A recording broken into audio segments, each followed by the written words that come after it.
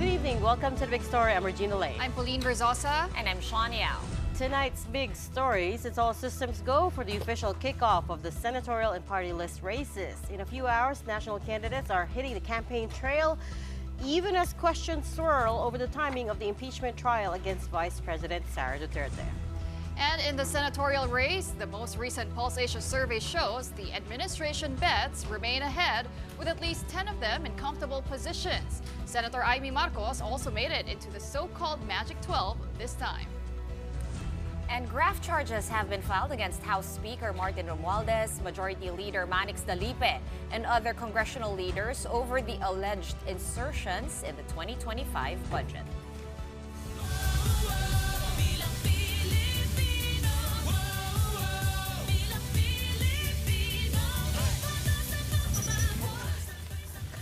When the clock strikes 12, or in about 4 hours, senatorial candidates and party list organizations can start openly wooing voters for the May 12 elections. Wait a minute, I thought it has been quite open. But anyway, Officially, it's in 4 hours. Officially, okay. Well, the 90-day campaign period ends on May 10, with only a 2-day pause for Holy Week on April 17 and 18. And the Commission on Elections has some last-minute reminders to candidates. In particular, the COMELEC is warning senatorial and party list bets to limit their spending to within legal limits to avoid being penalized or even possibly disqualified. Mon Gualvez has tonight's big story. It could be a messy midterm elections this year, literally. As in past polls, garbage had always been a problem, with candidates and supporters not properly cleaning up after the votes are cast and counted. The Ecowaste Coalition tells bets to, at the very least, make sure their campaign materials are environment-friendly. Maraming mga alternatibong bagay na pwedeng gamitin. Merong karton, merong papel, merong mga cloth materials. Actually, COMELEC already has a resolution promoting the use of non-biodegradable materials as campaign paraphernalia. Coming off of the election experience in 2022, back then, MMDA's daily trash collection came to 20 tons daily, or more than 8 million tons during the entire election period. Hindi garantiya at lisensya ang pangampanya para po dumihan natin ang ating mga kalsada, ang ating pong paligid. Dapat po responsible campaigning po tayo. February 11, Tuesday, marks the start of the 90-day campaign period for national candidates. Battling it out for 63 seats are 156 party list organizations, and for 12 seats at the upper chamber, 65 senatorial candidates. Local candidates, on the other hand, still have more than a month to go before their 45-day campaign period. COMELEC reminds candidates to make sure sizes of their campaign materials are only up to 2 by 3 feet. These must be in common poster areas and cannot be hung on power cables, trees, public utility vehicles, and other public spaces. Dito magkakaalaman ng karakter at disiplina ng mismong kandidato. Kung malinis ka sa kapaligiran, malinis ka sa pamamahala. Despite COMELEC not having jurisdiction on materials posted on private properties, they will still write candidates who violate size restrictions. Streamers, meantime, can only be displayed during public meetings or rallies and should not exceed 3 feet by 8 feet in size. These may be displayed for a maximum of 5 days before the event and must be taken down within 24 hours thereafter. For radio and TV ads, national candidates are limited to 120 minutes per TV station and 180 minutes per radio station. All media advertisements must bear the true identity of the candidate or political party. Election propaganda in print, such as newspapers, magazines, or any publication, are limited to 3 times per week and must not exceed a quarter of page for broadsheets and half a page for tabloids. Online campaigning is allowed as long as all paid political ads are reported to COMELEC and campaign websites and social media accounts are properly registered. In the case of billboards, electronic or not, COMELEC admits they have no control over such materials. Still, spending for these should be accounted and added to expenditures of 5 pesos per registered voter for senatorial, congressional, and local candidates. If supported by a political party, the limit is at 3 pesos per registered voter in the constituency. Political parties are allowed to spend 5 pesos per registered voter in areas where they have official candidates. This amount is separate from the candidate's own spending limits. Violators of any of these rules would receive a 3-day warning. If violators do not stand down, they face election offenses and possible disqualification. COMELEC also reminds candidates to make sure their campaign jingles follow intellectual property rules. Pulse Asia President Ronald Holmes is taking note of all this spending. He observes that senatorial candidates piling up the most ad hours even before the campaign period began are not seeing a significant increase in their survey rankings. If you increase by 2 points and you spend $1 billion, that means each point is half a billion pesos. So it's not a significant jump. For News 5, Mon Guaves, we are One News. To the Pulse Asia president's point, let's now take a closer look at the survey numbers released a day before the campaign period's kickoff. Well, it seems administration candidates are still dominating Pulse Asia's latest poll. 10 senatoriables of the Alyansa ng Bagong Pilipinas are in the so-called Magic 12. ACT-CIS party list representative Erwin Tulfo remains on top, as he has been for several weeks now. He is followed by Senator Bongo in the 2nd to 3rd spot and former Senate President Tito Sotto in the 2nd to 4th spot. Following them is Ben Tulfo at rank 3 to 8, while re-electionist Senators Pia Cayetano and Bong Revilla are tied at 4th to 8th place. Rounding up the top 12 are presidential sister Senator Amy Marcos, followed by former Senator Ping Lacson and TV host Willie Revillame. Senator Bato de la Rosa, Makati Mayor Abby Binay, former Senator Manny Pacquiao, Congresswoman Camille Villar, and Senator Lito Lapid also made it to the winner's circle for this round. The Pulse Asia survey was conducted from January 18 to 25 among 2,400 respondents, with a margin of error of ±2. At this point, Pulse Asia says it is unclear if Vice President Sara Duterte's impeachment has an effect on her allies' performance in the senatorial race. Maybe yung kay Bongo, the rank increased but the preference did not. That's one thing that we can say. No? Bumaba actually yung propulsion ng tao na bumoboto sa kanya. Pero dahil bumaba rin si Tito Sotto, umakyat yung rank niya. No? Tito Sotto, former Senate President, had a decline I think of about 9 points. Bongo had declined by about more than 4 points. Ang umakyat dito sa survey in terms of rank would be Amy Marcos, no? Because the increase is almost 6 points.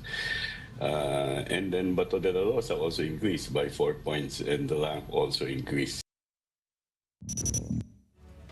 All right, let's now bring in COMELEC spokesperson Rex Laudianco, who along with other poll body workers are looking at a very, very busy 90 days plus ahead. He joins us on the line. Good evening, Attorney Laudianco. Can you hear me okay? Magandang gabi po, Ma'am Regina, Ma'am Pauline, and Ma'am Shawn, sa lahat po ng ating taga-subaybay. Good evening po. Good evening. First thing I wanted to talk to you about are the two new commissioners that President Marcos has appointed, Attorney Norina Tangaro Casingal and Attorney Noli Pipo. So congratulations on they've been appointed to two commissioners' positions just today. So congratulations on filling those two spots right away. With this, complete na naman yung unbank. So we take it to mean that you guys are ready. We're all set for the national elections kickoff.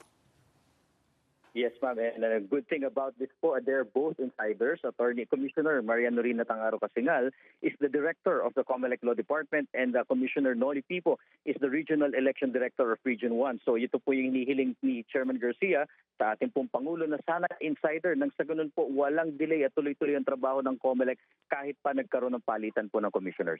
So they're going to be able to hit the ground running. You're right, kasi Chair George Garcia also told us the same thing a week or so ago when we had him on the grill here. Sabi niya sana insider, so you don't have to teach them, what to do things. Yes po, and they're experts in what they do. They know the COMELEC operations, they know our logistics. Kaya po tuloy-tuloy ang trabaho at ito po nga po kasagsagan na paghahanda sa halalan. Simula ng campaign period, kasama na po namin sila agad na magtatrabaho. Okay, last, I guess, 3 hours and some to go before the campaign period officially kicks off. Attorney Laudianco, ano ang unang-una sa lahat, pagtutuusan nyo ng pansin as soon as mag-launch tong mga campaigns? Bukas nga po ng madaling araw, literal na 4 a.m. po ay magsisimula na po ang national kickoff ng Operation Backlash kung saan lahat po ng unlawful campaign materials hindi sumunod sa sukat, hindi nilagay sa common poster area, nilagay sa public properties, ay magkakandak po kami ng abatement. Tatanggalin po namin yan at magsasampa po kami ng kaso kinakailangan after due notice po sa ating mga kandidato. Makikita niyo po yan nationwide, simultaneous, lahat-lahat po. Magkakasama kami from the COMELEC, PNP, AFP, pati nga po NBI, DPWH at isasama na rin po namin pati Department of Environment and Natural Resources po. You have enough manpower to do that, attorney, nationwide? Because we're talking posters, everything, no? Printed paraphernalia, posters, tarpaulins, billboards even, right? Do you have enough people to do all of that? Yes, ma'am, we do because of the deputized agencies of the government. So magkakasama po kami, hindi lang naman po COMELEC. At dito nga po sa National Capital Region, kasama rin po namin ang MMDA. So marami pong makakasama at makaagapay ang COMELEC. In fact, pagdating nga po doon sa mga poste, pati po yung ating mga utility providers, ang Meralco, ang PLDT, tumutulong po sila lahat, maalis lamang yung mga unlawful campaign material. As early as now, attorney, no, maraming ang nagbabantay nitong yung mga posters na nakapaskil dun sa mga bawal na lugar, pero meron pa rin tayong konting mga kumbaga hindi clear na mga rules pagdating sa mga e-billboards, pagdating sa yung sa private property. Can you refresh us again, no, pag may nakita sa private property? Alam naman natin na medyo wala na tayong magagawa because the Supreme Court has ruled on it. But can you refresh our memories kung meron bang size restrictions ang mga paskil sa private property? Ang isang lawful campaign materials po kasi dapat sumunod sa size restrictions. Kung ito po ay poster, 2 feet by 3 feet. Kung ito ay banner, 3 feet by 8 feet. Kaya lang, sabi nga po dun sa desisyon ng Korte Suprema dun sa Bishop of Bacolod versus COMELEC, kapag ang campaign material ay nandoon sa isang private property, ay maaring hindi masaklaw ito ng COMELEC regulations, lalong-lalo na kung ang pinapakita po nito ay freedom of speech, freedom of expression, advocacy, at iba pang pasaloobin po ng may-ari ng property. So yan po yung malaking distinction between yung tahasang campaign materials at yung pong mga nakalagay na campaign materials sa loob ng private property. At yan rate po, kung may makita man po kaming tahasang paglabas talagang campaign materials, hindi naman po tatanggalin ni COMELEC. Magpapadala po kami ng notice doon sa candidate at doon sa private property owner, informing them na yung kanilang pinaskill na campaign material ay lumalampas sa sukat at lumalabag sa Fair Elections Act. Attorney, I also wanted to ask, no, kasama po ba dyan yung mga private vehicles? Ano po ba yung rule pagdating dyan? Yung mga TNVS po, pwede po ba sila magpaskill ng kanilang mga campaign posters? Because I understand in public transportation, bawal po. So pasok po ba dyan yung mga TNVS na rin? Sama na rin natin yung tricycle. Kasi dun ko kalimitan nakikita. Opo. Malinaw din po sa desisyon ng Supreme Court dun sa One United Transport Coalition versus COMELEC na bagamat ito ay ginagamit bilang public conveyances, ito naman po ay nananatiling private property. So yung karapatan po ng may-ari na magpaskil ng campaign materials, again, lawful campaign materials sumusunod sa sukat, ay hindi nawawala. Kaya ito po ay pinapahintulutan ng COMELEC dahil sa desisyon na yan ng Supreme Court. Kasama na dyan, attorney, no, just to confirm yung mga tricycle, pati yung mga bus. Yun yung normally nagka-carry ng mga ads. Okay. Tama po. Ang exception lang po ay katulad ng light rail transit, yung mga trains ng PNR dahil ito po ay pag-aari ng gobyerno. Yun lamang po mga certified public conveyances na private properties in nature, pag-aari pa rin po ng mga pribadong tao. Okay. What's the protocol around campaign jingles, attorney? Opo, maalaya naman po silang gumamit ng campaign jingle for as long as they will respect yung ating tinatawag po na intellectual property rights at intellectual property law. Ang COMELEC po at ang Intellectual Property Office of the Philippines ay meron na pong nilandaang Memorandum of Agreement kung saan lahat po ng reklamo tungkol sa violation ng intellectual property rights ay agad po namin ipo-forward sa IPOPHIL para po sila ay makapagsimula ng kanilang investigasyon. Kaya nga po payo namin sa mga kandidato, pwede naman po magpaalam kung gagamit po kayo ng kanta o artwork o kata ng ibang mga tao. Magpaalam na lang po kayo at makanalamang naman po, papahintulutan naman po nila kayo. So the only restrictions are around intellectual property. So you can't use a famous song, for instance, pero otherwise the length, the time that they play it, the sometimes. timing that they play it, how often it plays, all of that, walang restrictions. Ang restriction lang po natin po dito sa TVs ay makakount po na 120 minutes ang kanilang limitation per station. So national candidates, pagka naman po local candidates, that's 60 minutes. Pagdating naman po sa radyo, 180 minutes po per station, 90 minutes naman po kung ito po yung local candidates. So yung pag-play po niyan, wala pong problema, pero bilang po ang bawat airing sa TV at sa radyo doon sa mga minutes na nasabi po natin. But I'm referring more to yung, you know, candidates blaring their jingles from out of a private car, tapos the car's making rounds, tapos maingay na, it's disturbing the neighborhood. What's the rule around that? Opo, pinapahintulutan naman po yan. Kaya lang, then again, hindi naman po nawawala yung ating tinatawag na local ordinances. At alam naman po natin, halos lahat ng munisipyo at syudad sa Pilipinas ay meron ng tinatawag na quiet time kung saan bawal na bawal po mag-ingay. Kasama na po dyan yung mga videoke. So napapailalim po sila doon. Hindi man nila nilalabag ang batas panghalalan, ngunit malabag po sila sa mga local statutes at local ordinances. So kailangan din po nilang sundin yun. Isa pa po, yung mga magkakandak ng motorcades, kung sa kanilang syudad dadaanan, doon sa mga munisipyo na dadaanan nila ay nire-require ang permits mula sa local government units. Bago magsagawa ng motorcades, kumuha po sila dahil maaari pong pinapahintulutan sa batas panghalalan, ngunit sa local ordinances, meron pong mga existing na regulasyon.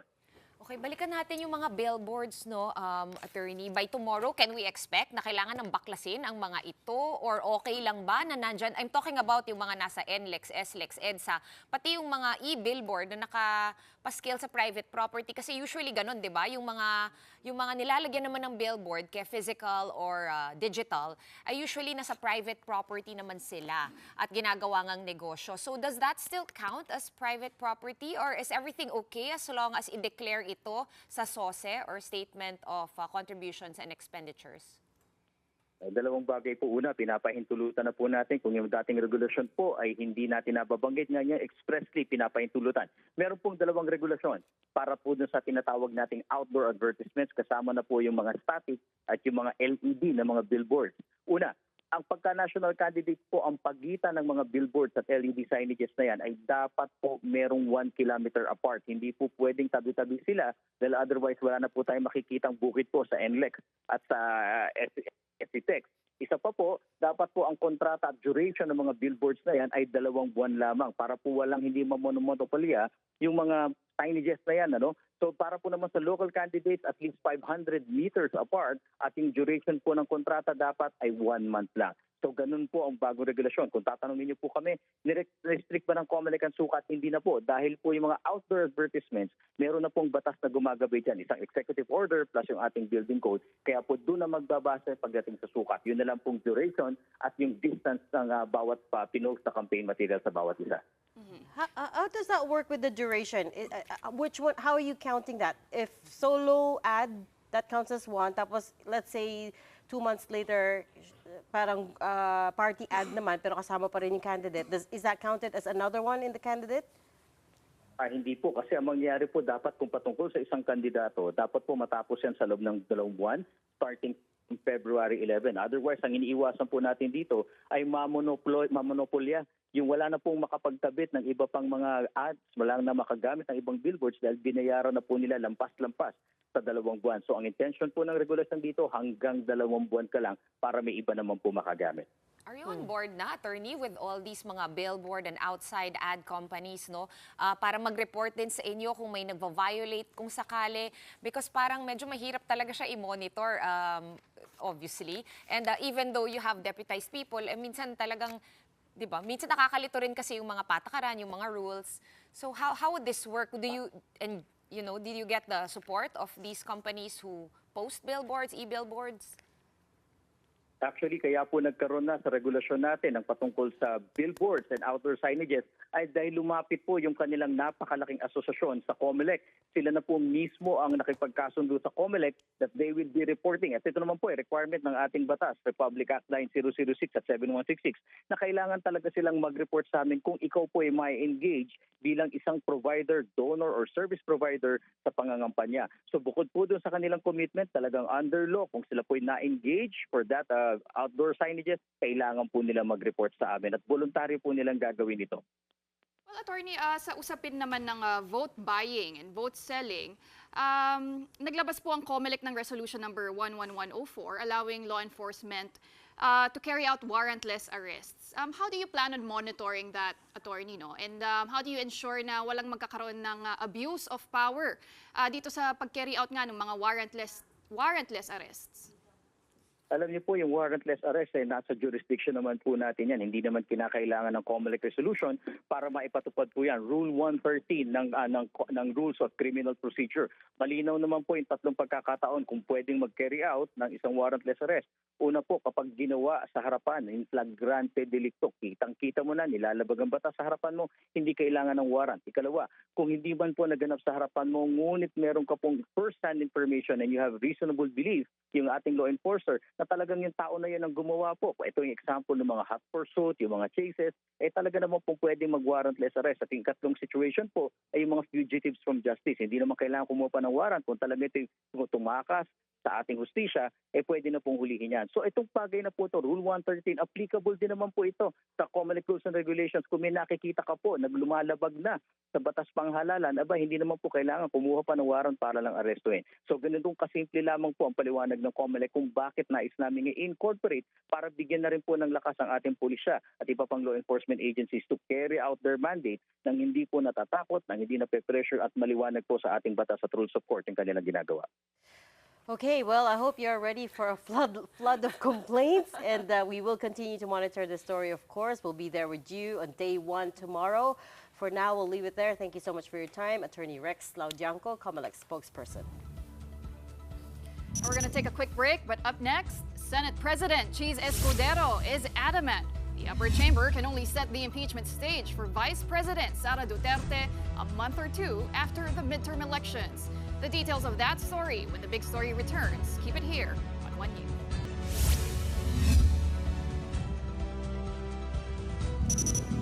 Welcome back. You are still on the Big Story here on One News.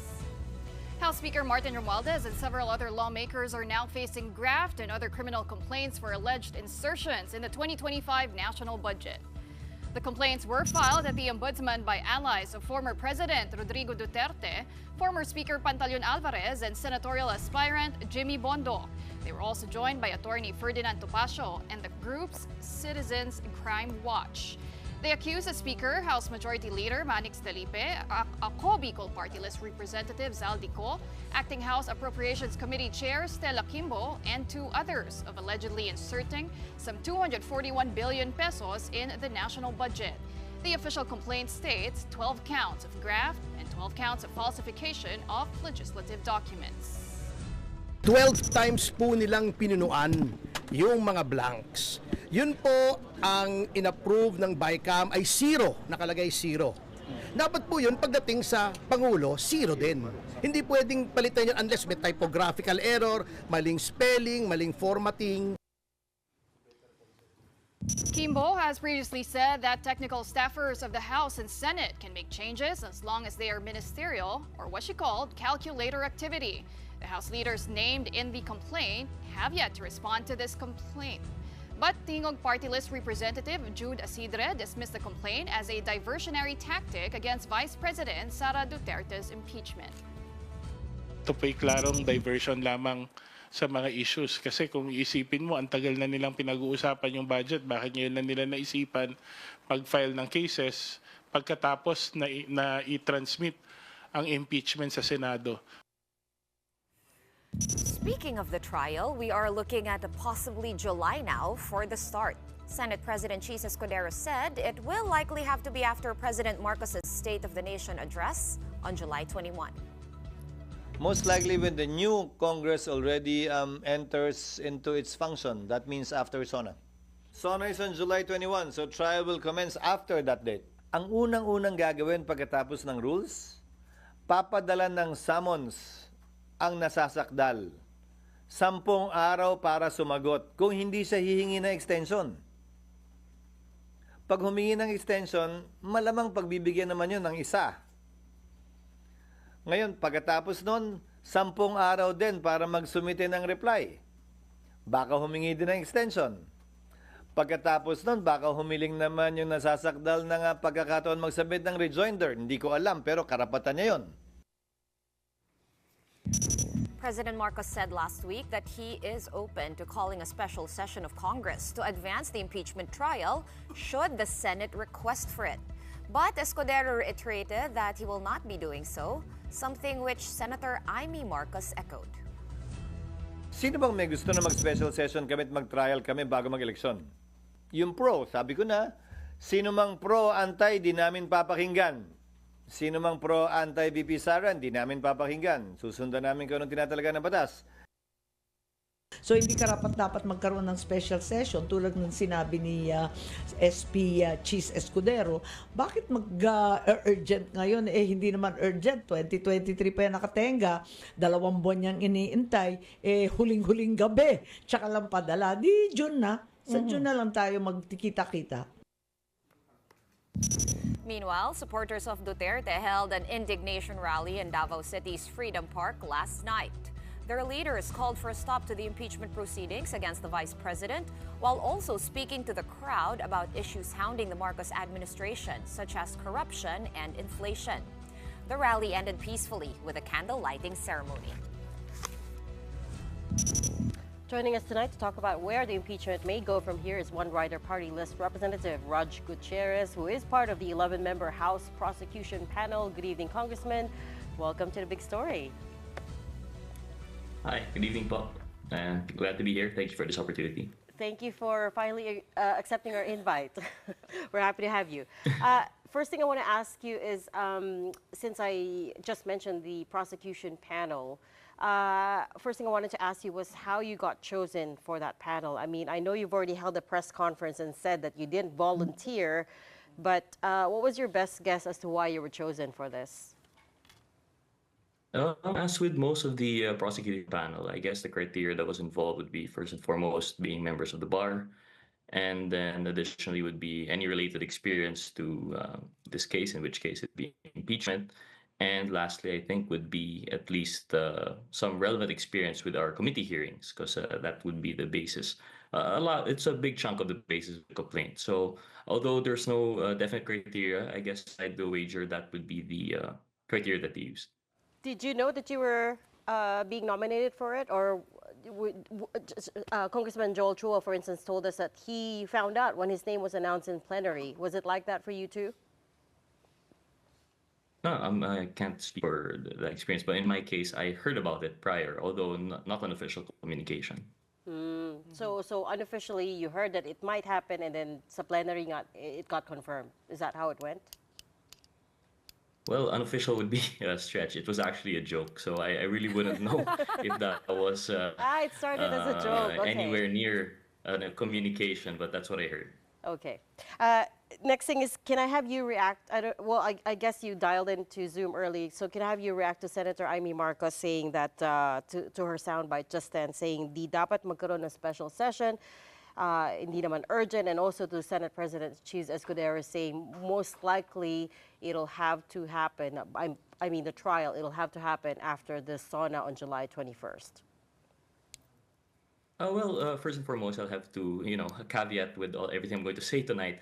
Being a member of the prosecution team, it would be difficult for me to say anything that might be, although definitely not my intention, but it might be misinterpreted as undue influence on the Senate, given that they would soon be, hopefully, center judges. We don't want to preempt any of their leanings or biases, if any. So I have to be very careful. But with that said, and my personal opinion, and a legal one as well, I think it's very clear. Prior to the soundbite that you mentioned, the president has already said that he is open to calling a special session if requested by the Senate. And the Senate president himself mentioned that if the president does indeed call a special session, then they would heed it, and it's possible that an impeachment, that the subject matter of the impeachment would be tackled under plenary action. So I think just sticking to those two, it's still a possibility. I suppose the sound bites mentioned by both the Senate President and Senator Marcos were more of practical concerns and more of what they feel might happen.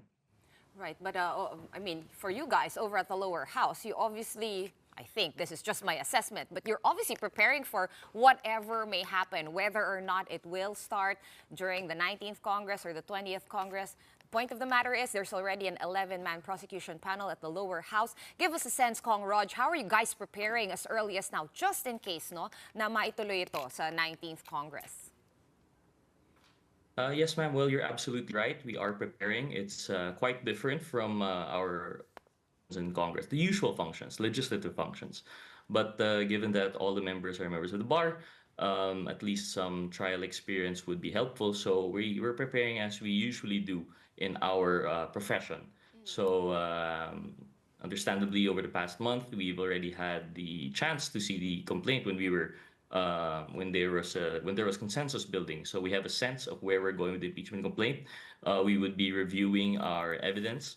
And of course, we're going to be brushing up on the laws because, as I mentioned, this is quite different from our legislative function. So we have to brush up again. Some of our fellow prosecutors have been out of practice for quite a while. So I would imagine that's one of the things that they want to do. And I think it would be the same with everyone who would be involved in this. The last impeachment hearing that we've had was, I think, over a decade ago. So there will be a lot of preparation, not only for us at the prosecution team, but in the Secretariat and the Senate as well. Well, I'm curious, Kong, no?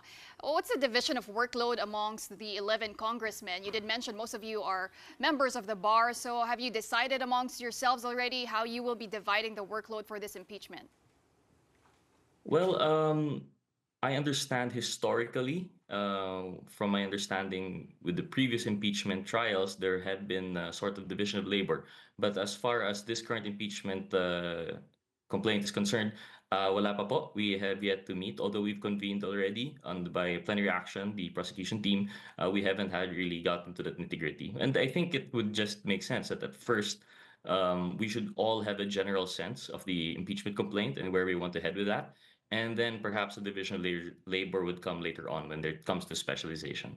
Okay, Conrad, sorry to just hone into something you said earlier. You said over the past month, you guys have been working on the complaint because we still, obviously, it's all said and done now, but I'm just curious because we didn't really have any clarity as to how that fourth complaint was drafted. Obviously, as per the Constitution, it is the majority that filed it, et cetera, et cetera. But can you tell us, like, how that process went? Did you guys all meet? Was it just a selected group who met and said, you know, let's pour over the three complaints, let's take the salient points and what we feel we can win on? How did that go?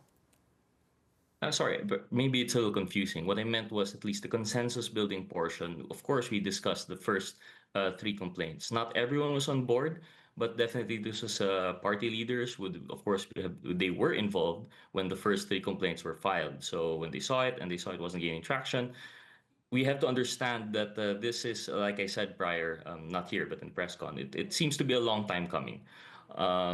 We've been having hearings. We very well understand. We've seen this whole story, the drama. It unfolded before us over the past year or so. So it for file being complaint individual thoughts, individual opinions from different congressmen. So when the first complaint was filed, it forced the issue. It forced discussion. So definitely some congressmen like-minded or to an extent, I guess, like-minded, they would discuss it. And so it's not necessarily the crafting per se of the fourth complaint involved. And that's where generally, at least in my personal experience, I have an idea of where we were going with the fourth complaint. But that's exactly the persistent criticism, which is that why wait till the 11th hour, right? As you said, there have been hearings for months. In the end, the articles of impeachment were transmitted to the Senate at 5:49 p.m., just over an hour before they adjourned for the break. Again, we've thrown this question to a lot of the other congressmen we've spoken to, but I ask you this now. Why wait till the last minute? And what was the trigger point in the end? Yeah, well, absolutely, I agree. We might have the perception that, oh yeah, well, factually speaking, it is the last minute, no? But I don't think it was intentional. And I think there's a lot of individual considerations that, a lot of factors that were taken into consideration. It wasn't one big continuous chain of events. I think there was a lot of push and pull. Understandably, there were a lot of social civic groups that approached us. Some of us were for, some of us were against. Of course, there were other congressmen who were for and vehemently against. So it wasn't really a smooth flow. I wouldn't say that this was planned. I wouldn't say that this was they waited on an 11th hour. It just unfolded that way. So I think that's all I could say on the matter. So how did your discussions go, around the issue of it being the actual last minute, factually speaking, about how this could possibly, like, what would happen to it? It could be, be stuck or left with the 20th Congress. It would be divided between the 19th and 20th Congress. Did you guys, out of curiosity, discuss these things? And what was, like, the final, resolution from those discussions? Yeah, absolutely. There were a lot of factors. Some were really official, some were minor. Of course, there's the the practical consideration of if it were to be filed, which now it has been. How would this go about with the 19th Congress transitioning to the 20th? How does it go about given that we'll be doing this amidst the campaign period if the Senate does decide to take on the subject of impeachment? How would we go on given that definitely our voters, this should now be an issue-based election, no? It's very rare to say that here in the Philippines. Usually it's personality politics, but for once, it might be an issue-based one. So there are a lot of these things to consider, but at the end, I think, I can't speak for everyone, but at least for me, in my opinion, what really nagwagi po talaga yung mandato po natin sa Constitution. That would be the strongest point for those who were pro. When they were pushing for this fourth complaint, they were saying, if not now, then we're failing our duty. We've seen the evidence. The first state complaints were already filed. So it really pushed the envelope, so to speak. Go ahead. Of the 7 articles of impeachment that was filed, and let me just enumerate for the viewers: culpable violation of the Constitution, graft and corruption, bribery, unexplained wealth, conspiracy to commit high crimes, destabilization, and betrayal of public trust. Which one are you personally most confident in, and which one do you think you have the strongest case on? Well, I'm going to cheat your question a bit, and I'm going to choose 2. Well, I think I'm very confident in the first article and the second article. The first article, definitely, because there's no escaping the fact. We've seen what is alleged. The whole nation saw it when she made those statements in her press con, when she made those statements before the media. So I think that would be irrefutable, though I understand she had the subject of the impeachment had a press con. I think that was yesterday, right? And denied it. But I think the action speaks for itself. And this would now just boil down to the appreciation of the senator judges. But okay, sorry, I'm getting ahead of myself. And the second article, of course, is something personally that I saw unfold in the committee hearings. In the Committee on the Good Government and Public Accountability, we've seen this issue of the confidential and intelligence funds time and time again.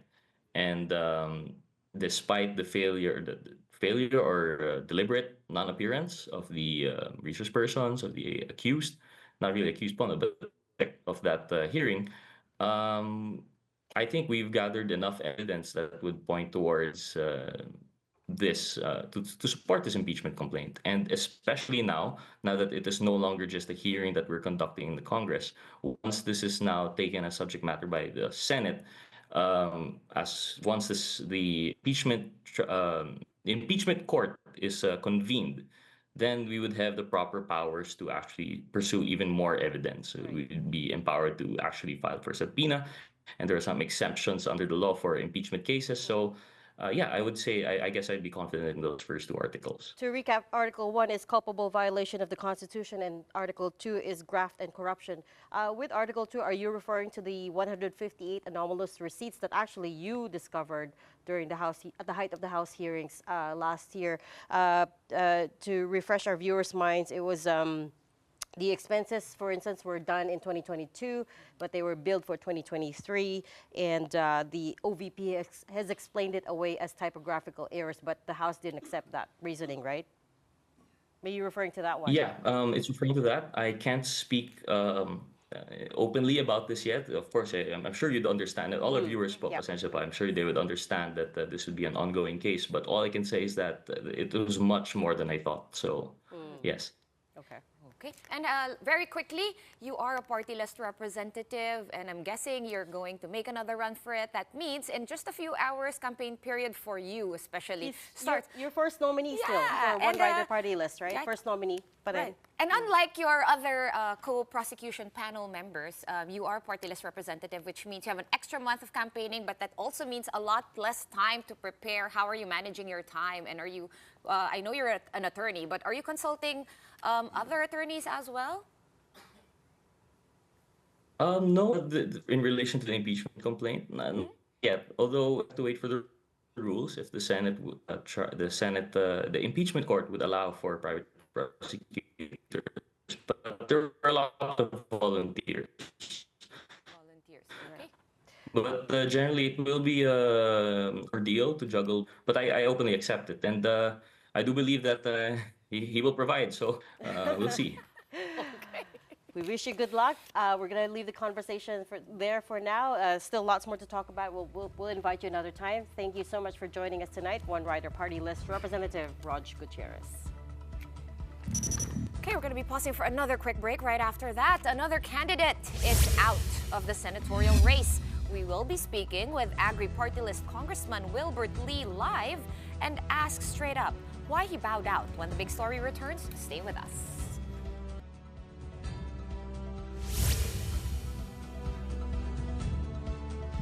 Welcome back. You're still watching The Big Story here on One News.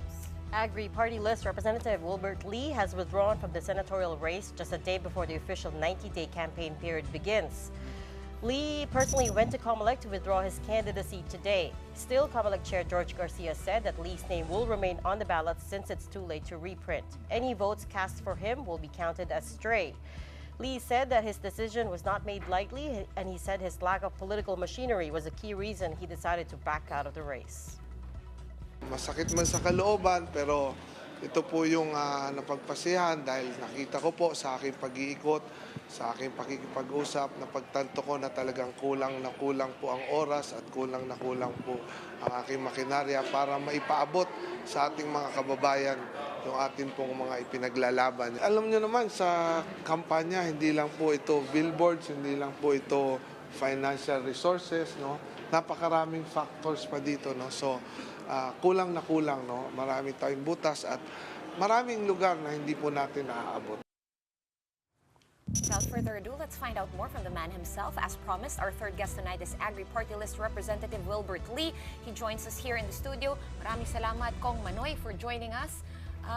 I know nasabi nyo na sa inyong soundbite. Yes, the reason. I also know that you are a successful businessman. So was this kind of like a smart business decision on your part? Well, officially, I've said kanina, nabanggit ko. No? But officially, yes, we already withdrew from our candidacy for the Senate race in the 2025 national and local election. No? We have arrived at this decision, no, after consultations, yung mga pakikipag-usap and everything, no, talagang masusing pagninilay, no. And as we go around the country, talagang nakita ko na kulang talaga yung aking makinarya, kulang yung time, no, and para maipaabot, no, what we have been fighting for, no. Ito pong mga advocacies natin, talagang kulang na kulang sa oras and makinarya. Hindi po naaabot yung ating mga kababayan. Okay, tanong ko lang, no, since medyo magkapareho kasi ang kampanya, pagiging senador, ang kampanya, pagiging isang party list representative para maipanalo ang party list. Nationwide po ang inyong laban. How different is it? Kasi since napanalo mo naman ang Agri Party List last election, can't you just, kumbaga, some people would ask simplistically na, di ba kayang gayahin na lang ulit? Well, actually, magkaiba siya, no? Kasi in a party list election, you identify lang, you know, kung saang lugar, no? So, doon ka lang magpo-focus, no? Whereas in a senatorial race, talagang buong bansa, talagang the whole country kailangan mong maabot, no? And then, iba rin yung advocacy, iba rin magkaiba yung pinaglalaban, no? So, kailangan maabot mo lahat, eh. Yun yung pagkakaiba. But we spoke to you, Kong, in October. You were the first to file your candidacy, in fact.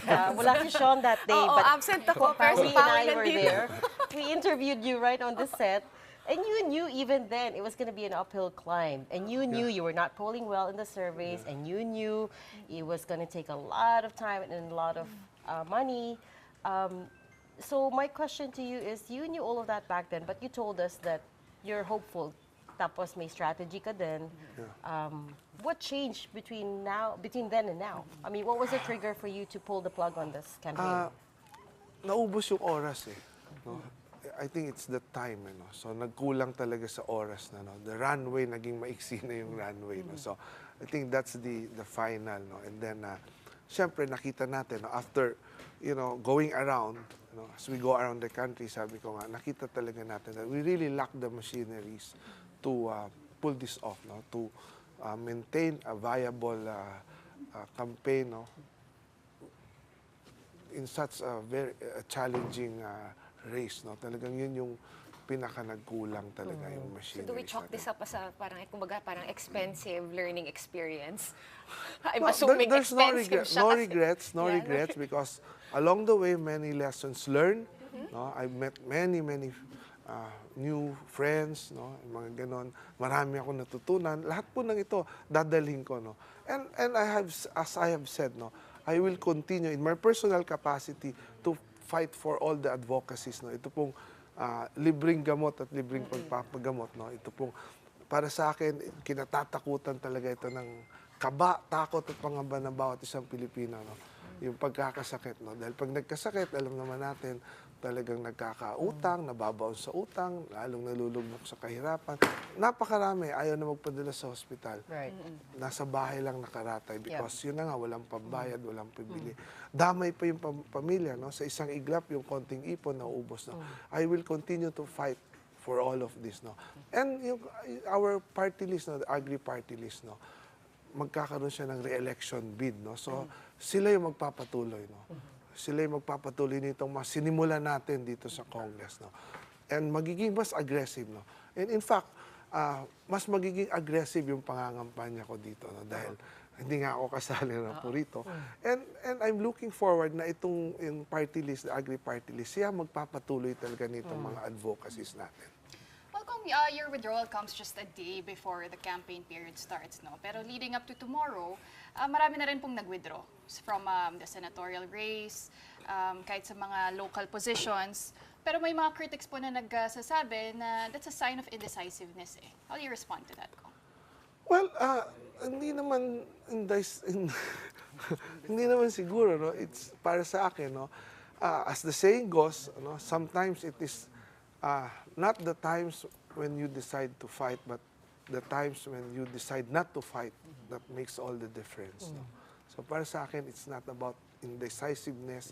It's about looking at the whole picture and everything. No? And sabi ko nga, dumaan ito sa masusing pagninilay talaga. No? Pag-uusap with all our leaders, ground leaders, and supporters and everything. No? And I'd like to take this opportunity to thank all of them, really, no, from the bottom of my heart. Hindi ko mararating yung narating natin ngayon. Yung mga napagtagumpayan natin sa healthcare, napa-increase natin yung mga benefits sa PhilHealth, naging libre yung dialysis, and so many other things. Without them, no, hindi natin ito maaabot. You keep saying you want to fight, but how will you do that without opposition? Well, in my personal capacity, no, siguro magiging Are you going to set up a foundation or are you going to help somebody else get reelected? Meron kaming foundation talaga, no? Matagal na tong foundation and we've been doing this for a long time already, no? In fact, yung foundation natin nakafocus siya sa children's leukemia, no? Siguro expand natin ito ngayon and we will continue to fight for all of this, no? Okay. Kung absent ako nung first guesting mo dito, so I think I'm allowed to ask this. Nakalagay sa t-shirt mo, Agri-Party List, ang pinag-uusapan natin ay healthcare at gamot.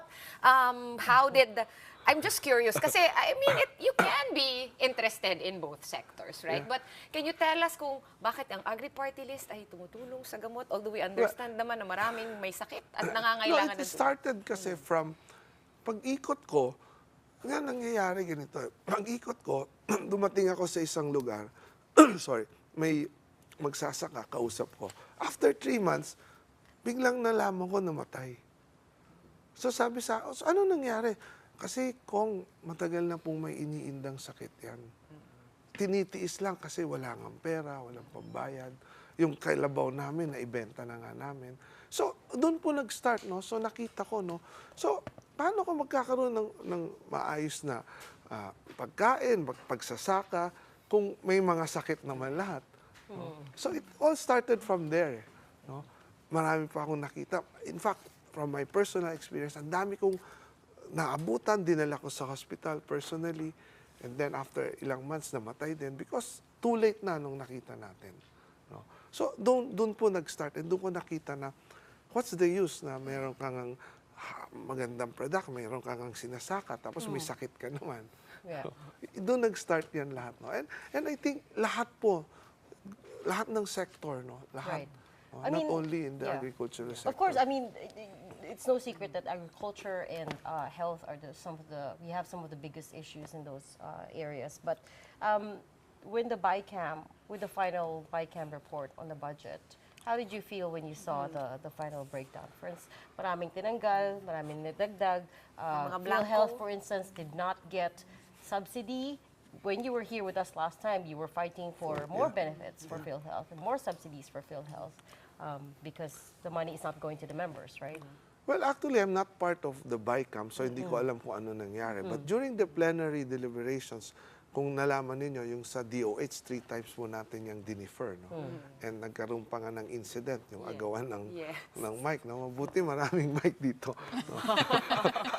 Hindi natin kailangan magagawan tonight, Kong. So, it was because yung pinaglalaban natin, it was because na gusto natin, instead of because we've started this 2023 pa, no? And during that time, pangako. No? Yes, may mga napagtagumpayan tayo. We have been successful in fighting for some of the increases, but napakatagal, napakabagal. So this time, gusto ko nakasulat. No? And that's the reason, no, yung gusto natin pirmado ng Secretary of Health and the PhilHealth President. So gusto natin nakalagay anong itataas, anong timeline, and everything documented. And we have been successful in doing that. And January of 2025, most of these commitments na itaas na natin. No? Yung mga case rates na to. Case rates, additional 50% by January. So marami, yung mga diagnostic scans, marami tayong napasabay, emergency cases na sa emergency room. Dati hindi siya covered, ngayon covered na rin siya. No? Marami, no? So pinaglalaban natin ito. Going back to agriculture, during the plenary deliberations, I have asked kung priority ang agriculture, why is it that hindi man ito tinaas talaga, no? Ng sobra. Kailangan, alam natin, kulang ang pagkain natin. Bakit ang agriculture natin hindi tinaas? And ang dami pa doon. Pre-harvest budget, post-harvest budget. I've been fighting for the post-harvest budget na dapat ipantay. No? So ito po yung mga pinaglaban Congressman, natin. we're running out of time, but I need to ask you, why didn't you sign the impeachment complaint against Vice President Sara Duterte? Well, actually, during that day, 4 days before, that day, meron naka-schedule na yung ethics complaint against sa akin, naka-schedule yung hearing. No? And I've written yung chairman 4 days before that I have a prior commitment in Nueva Vizcaya. So sabi ko, I cannot attend the ethics hearing. No? Kasi alam niyo naman, pag sa probinsya, pag pinaghandaan, ginastusan nila, tapos hindi ka dumating, so lagot ka. No? So sabi ko, hindi ako makaka-attend. So nandun ako sa Vizcaya actually. So hindi ko alam, actually on my way back, doon ko lang nalaman na nagkaroon pala ng botohan. No? Pero hindi ko alam because I have no invitation and everything. I've heard nagkaroon ng caucus in the morning. Pero sabi na rin ng ibang na-interview na congressman, hindi rin nila alam what's the agenda. Right. But very quickly, would you have signed anyway? Well, I will read the complaints because hindi ko nakita. No? Titimbangin ko po to and I will vote kung ano po yung mas makakabuti sa taong bayan. Oras. But thank you again so thank much. You so much. May trabaho ka pa rin naman. Marami pa rin kabibisihan kasi tuloy-tuloy ang agri-party list. Tuloy-tuloy ang laban ng agri-party list. Sila yung magpapatuloy ng ating advocacy. Okay. So kailangan lang natin i-share no na wag na nating i-shade yung pangalan ni Senator Wilbert. Sa party list na lang. Sa agri-party list na lang. Under Senator Wilbert Lee. Sa agri-party list na lang.